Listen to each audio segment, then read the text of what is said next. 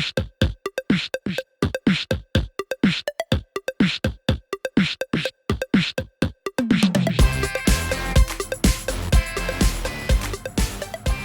guys, welcome back. In today's video we're going to be doing something a little different. It's like a review and a how-to hybrid. I'm really focusing to the younger folks in the hobby, the ones just getting started, on how to get started in DCC, the starter sets, things like that.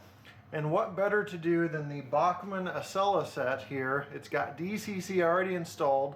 So some of the things I'll be mentioning are going to be really well known to some of your modelers that know what they're doing, so don't think I'm playing down to you. I just want to get this information out to the beginners so they understand how DCC works and stuff. So we'll be taking a look at this Bachmann Acela starter set. MSRP is $4.99.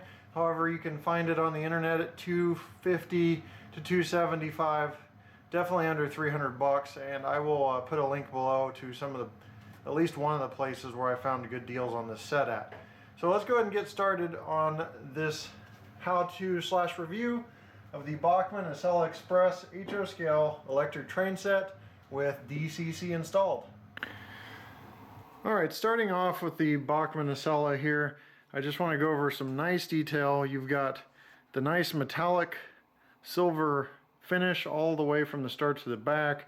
You've got these spring-loaded pantographs, which I put one up for your viewing pleasure demonstration to save time. You've got the nice Acela logo back here, nice print all along.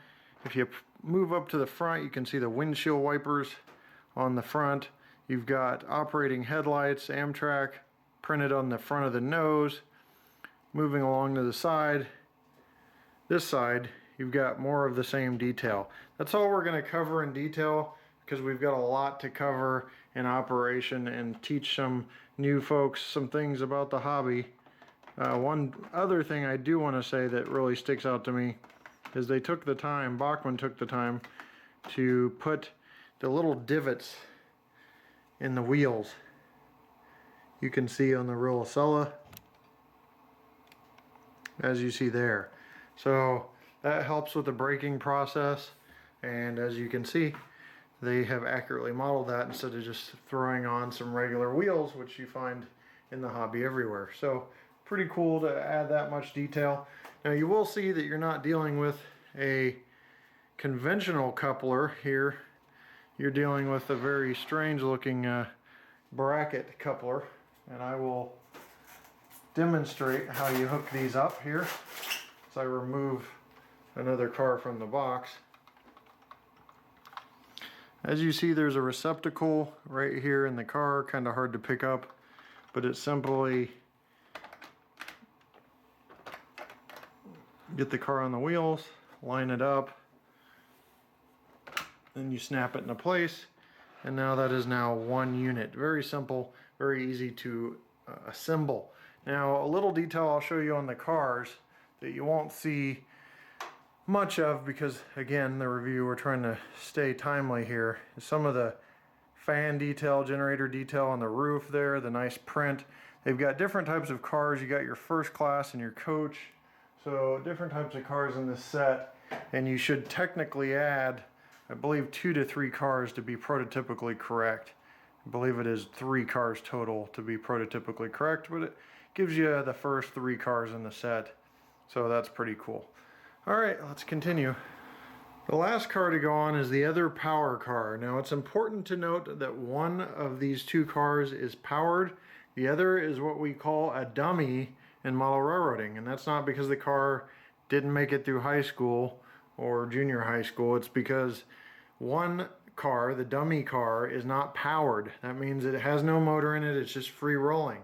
It's very easy to determine which one's a power car and which one's not, just simply by picking it up. This power car that is actually powered has a lot more weight than the dummy car, which is the other end of the power car over here, that does not have as much weight. So this car can be pushed or pulled, so you can go either direction. However, that back car is not powered. So that's just an easy way to tell between the dummy and the power car. Now, as any beginner may wonder, how do you put the track together? So now we're going to swing over here and look at a simple connection on Easy Track. So Easy Track is great in the fact that the road bed is built in. You've got that nice nickel silver rail we talked about earlier that's practically maintenance free except for having to clean it after lots of running. But how do you put it together? Well, there's these things called rail joiners, and these little rail joiners here will join the rail together and make sure you keep your electrical connection. And then each piece of Easy Track in the road bed is a little prong. So you simply slide it together, make sure the rail joiners are lined up, and you're good to go. So it's just that simple to make sure that you have a good connection all the way around. And then just to verify, because sometimes the rail can skip up over the rail joiner, run your hand, and if you feel a decent sized notch or a different level going from one rail to another, then what you have is a skipped connection. You have to pull it back apart and make sure it's lined up and put together correctly. So you just want to make sure that you're not skipping over the rail so that you have a nice smooth connection, and that'll prevent any derails on your loop. So before we get started, let's talk about DCC for just a quick moment. Now, most beginners, and that's what I'm gearing this video towards, might wonder, what is DCC? What is the difference between DCC and DC? So with DC, you have very limited control of your locomotives.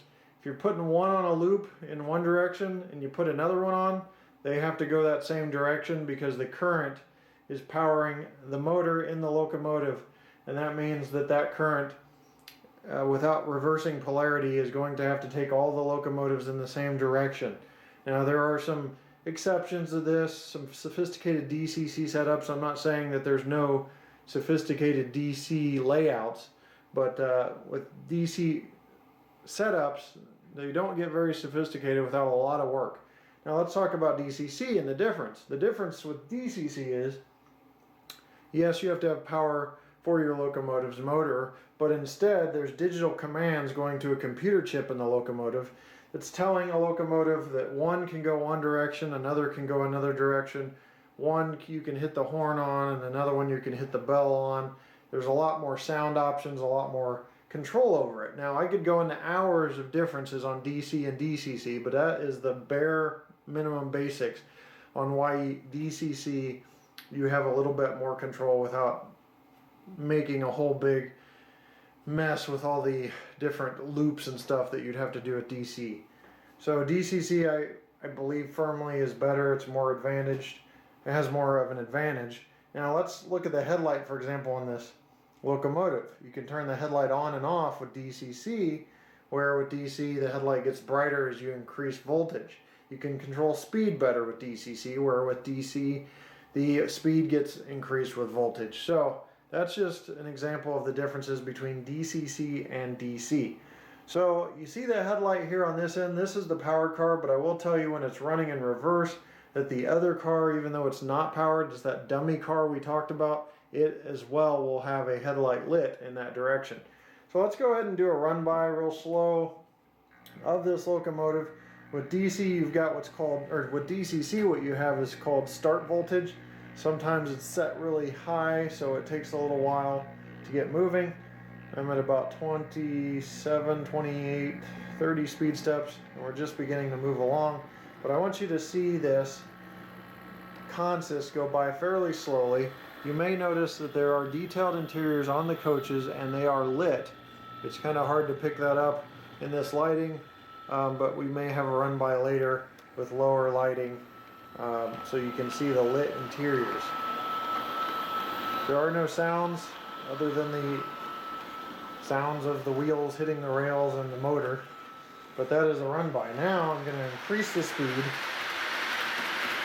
because the Acelas are meant to go 100 miles plus, so I'm going to full out 126 miles an hour, or 126 speed steps, so you can see it.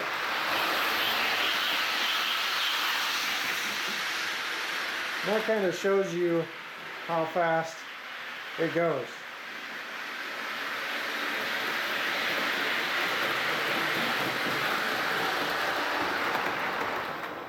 Now, as I've said before, you can reverse polarity, or reverse direction. Polarity would be DC. But you reverse direction, the other headlight lights up, and this power car ends up pushing the consist backwards.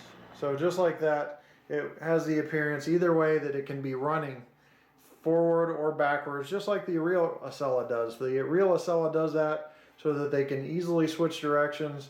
They've got engines, or power cars I should say, on both ends so that you can easily switch directions and you don't have to worry about turning the consist or anything like that. And it makes it the world's most on-time train, I believe. So that's just a little bit of the background of the Acela, which runs in the Northeast, by the way. Some information for you beginners on DCC, some information for you beginners on how to put the tracks together and things like that. So now I'm going to pick up the camera. We're just going to run this around the layout a couple times so you can just see it in operation like you would normally.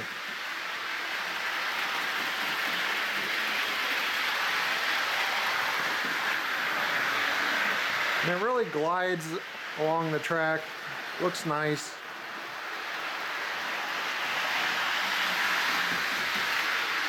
Just a nice set to have. So the last thing I'm going to do is turn down the lights so you can see the lit interiors, and then we'll wrap this review slash how-to up.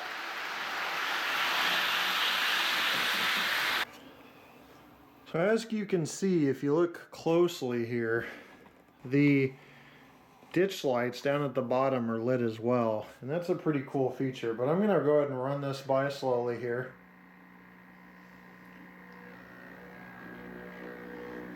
A little motor hum as we get this moving underway. And I want you to take a look at the lit interiors of the passenger cars. You got a first class car, a business class car, and a coach car. They're just nicely done, nicely lit cars. I'm going to spin this back around here, and I'm going to actually stop on the first class car so you can take a real close look here at the car interior detail. So there you have it. Real nice detail on the inside of the car. Nice lighting that does not appear to flicker. So I'm guessing they have some sort of capacitor in there to make sure that it stays steady, which is also very prototypical. So overall, a really nice set. I'm really impressed with this. And then when you figure you can get this entire set, DCC already installed, this flicker-free lighting, the track, the controller, all for around $250 to $300. It's just really amazing. So I think there's a lot of value packed in this set. The Bachmann, I believe, is the only plastic manufacturer to do the Acela, and they did it nicely at that. So let's wrap this review up. Well guys, that wraps up the review of the Bachmann Acela set. This is an HO scale DCC set. Again, MSRP almost $4.99, about $4.99, but you can find it all day for $250 to $300. Excellent deal when you think about it, just like I said a moment ago. But one thing I do want to mention on this review and how-to video for you new folks is if you have any questions, feel free to contact me at jlwreviews@gmail.com. I'll help walk you through whatever issues you're having. I think it's very important that you guys get the help you need so that way you can move along in the hobby. I'm not much better than a beginner by any means. I'm probably more intermediate. But I'm no expert, but I can help you get through the basics. So let me know if you have any questions, and I'll be sure to help you out at that email address. Thanks for watching, guys. I'll put a link below to a good price where you can find this set, and we'll see you next time right here on my channel. Take care.